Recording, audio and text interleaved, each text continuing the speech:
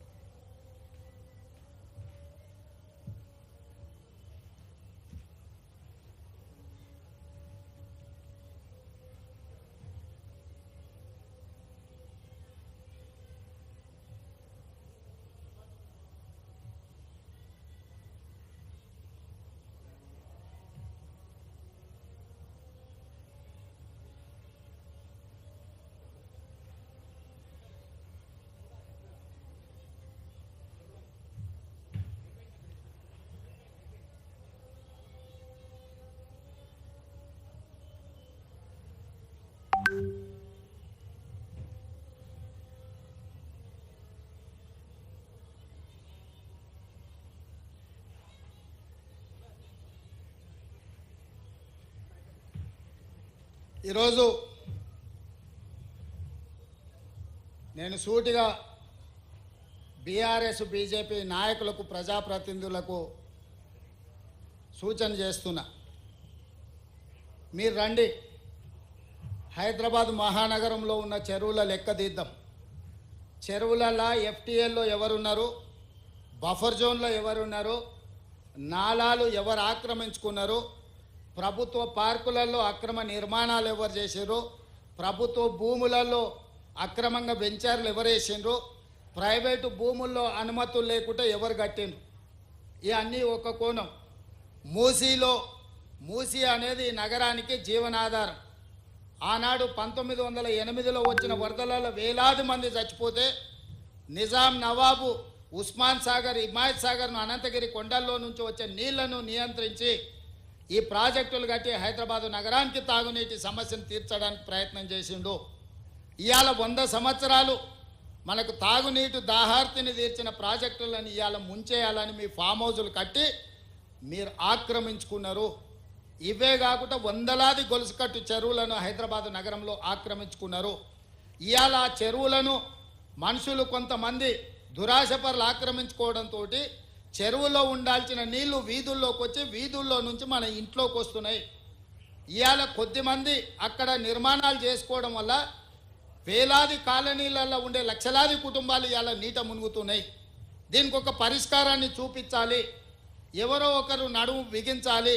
ప్రతి వారు చూసి నాకెందుకులే అని వదిలేస్తే ఈ నగరం మునిగిపోతుంది. చూస్తుంటే చెరువులు మూసుకుపోయినాయి, నాలాలు మూసుకుపోయినాయి. ఇంకా కొంతకాలం చూస్తే మూసి కూడా మూసుకుపోతుంది. ఇవన్నీ మూసుకుపోయినాక వరదలు వచ్చినప్పుడు ఆ నీళ్లు వచ్చేది మన ఇళ్లలోకే. ఆ రోజు మనల్ని కాపాడడానికి అయ్యో పాపం అనడానికి కూడా ఎవడు మనిషి మిగలడు.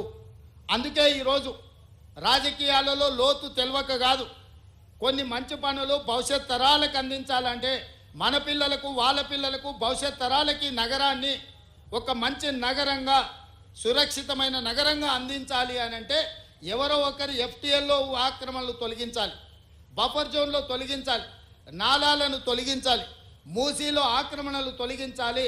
వర్షాలు వచ్చినప్పుడు వరదలు రాకుండా ఈ నీళ్లను నియంత్రించి చెరువుల్లో ఒడిసి పట్టాలి. హైదరాబాదు నగరం ఇవాళ ఒకప్పుడు 200 ఫీట్లు వేస్తే బోరు పడేది, ఇవాళ 1200 ఫీట్లు వేసినా బోరు పడతలేదు. దీనికి కారణం ఈ సాగునీటి చెరువు